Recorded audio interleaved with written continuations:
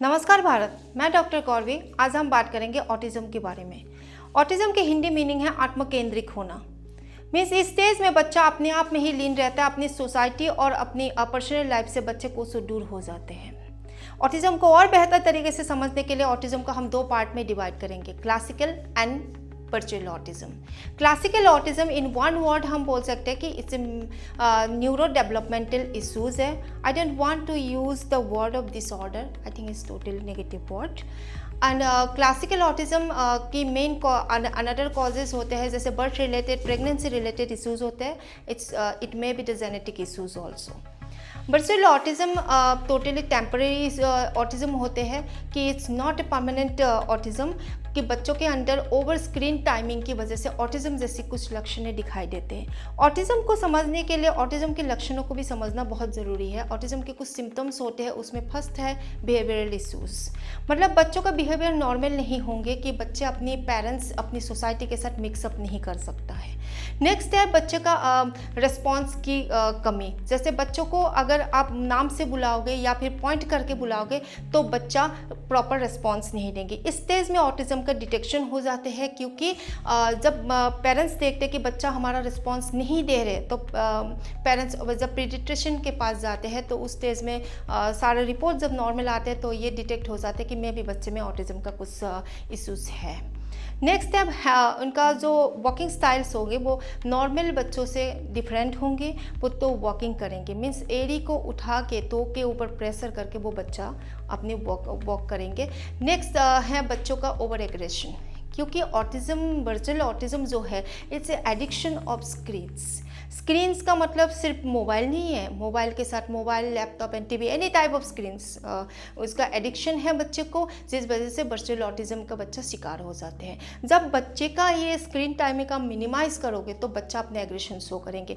इसको बेहतर समझने के लिए हम कंपेयर कर सकते हैं, जैसे एक इंसान को जैसे अल्कोहल और ड्रग्स से एडिक्शन हो जाते हैं। आप अगर अल्कोहल और ड्रग्स से उनको अलग करोगे तो वो अपने एग्रेशन शो करेंगे, अपना अलग बिहेवियर शो करेंगे, अपने आप को कंट्रोल नहीं कर पाए। सच लाइक ऐसे बच्चे इस तरीके से बिहेवियर शो करते हैं।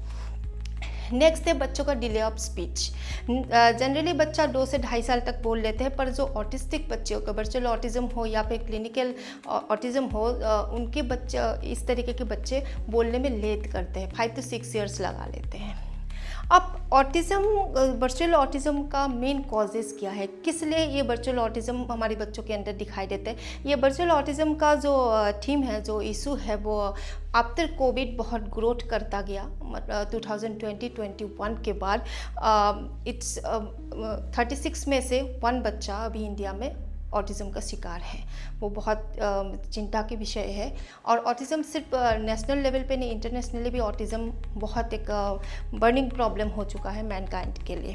खैर, पर वर्चुअल ऑटिज़म का मेन रीज़न है हमारे पेरेंट्स का टाइम नहीं देना। मतलब हम इतने बिजी, इतने हेक्टिक लाइफ में अपने आप को बिजी कर चुके हैं, अर्निंग के लिए हो या फिर अपनी कंपटीशन के लिए हो, कि हम अपने बच्चे को टाइम ही नहीं दे पाते।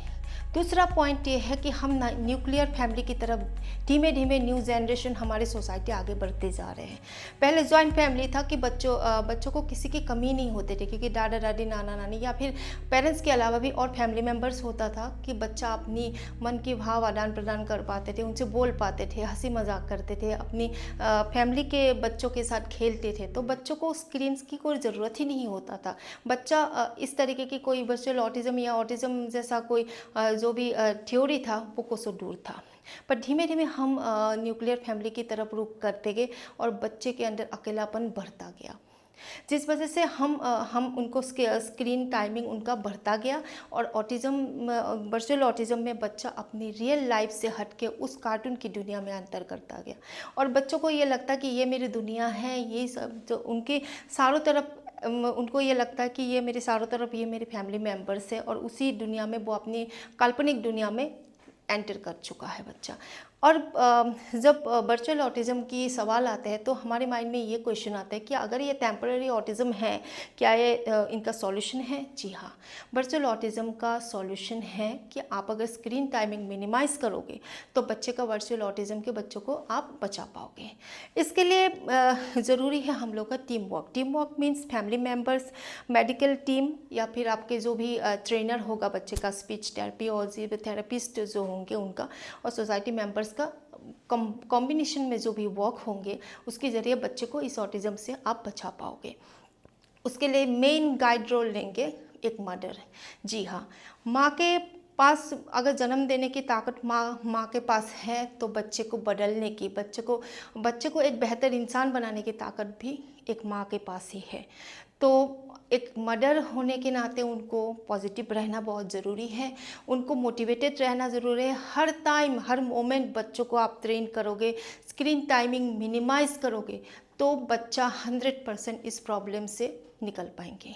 मेरी ये वीडियो बनाने का मेन एम ये है कि अभी समर वैकेशन स्टार्ट हो चुका है और मोस्ट ऑफ द पेरेंट्स जो स्कूल में बच्चे हैं उनके लिए या एजुकेशन डिपार्टमेंट पे है, मे भी उनके लिए वैकेशन होगा, पर बाकी डिपार्टमेंट पे जो भी पेरेंट्स हैं उनके लिए पॉसिबल नहीं है कि उनके लिए लीव होगा या फिर उनका वैकेशन स्टार्ट होगा, ये पॉसिबल नहीं है। तो बच्चा घर पे रह के बोर फील करेंगे और वो स्क्रीन डिमांड करेंगे।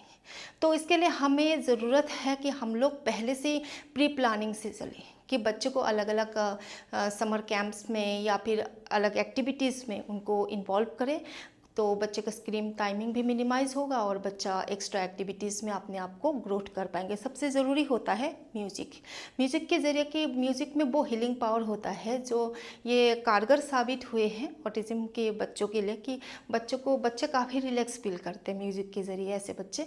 तो हमें प्री प्लानिंग से चलना है और इसी उम्मीद से इस वीडियो की मैं एंड करती हूँ।